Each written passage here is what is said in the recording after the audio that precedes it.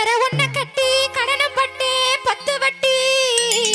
என்னது என்னது? உதவக்கர ஒன்ன கட்டி கடனம் பட்டு 10 வட்டி. உதவக்கரையடம்மா, உதவக்கரையடா நீங்க. ஒன்ன அசிங்கமா திட்டி திட்டி, ஒன்ன அசிங்கமா திட்டி திட்டி அட்டங்களைய இந்த புத்தி.